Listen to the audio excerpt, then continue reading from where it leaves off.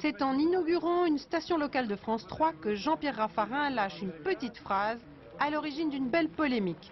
Pressé de questions par des journalistes sur sa priorité pour 2003, baisse d'impôts ou baisse des charges, il a cette réponse que chacun interprète à sa façon.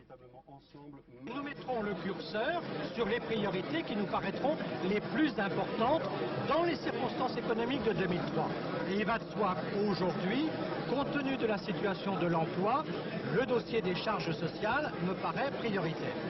Et parce que ces propos sont interprétés comme un changement de cap de la politique gouvernementale et surtout comme un abandon des promesses faites par Jacques Chirac pendant sa campagne présidentielle, Jean-François Copé, le porte-parole du gouvernement, monte au créneau.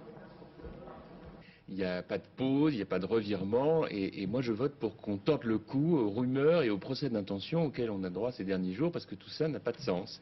Les priorités, elles ont été clairement affichées depuis le discours de politique générale de Jean-Pierre Raffarin. Il n'y a aucune surprise, elles sont complètement cohérentes avec les engagements pris par le président de la République devant les Français. On va baisser les impôts et les charges sociales. Mais dans la majorité, chacun a sa priorité.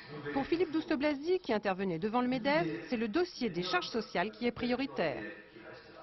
Aujourd'hui, il faut baisser à la fois l'impôt sur le revenu, ce qui commence à être fait dès le mois de septembre, mais également les charges sociales.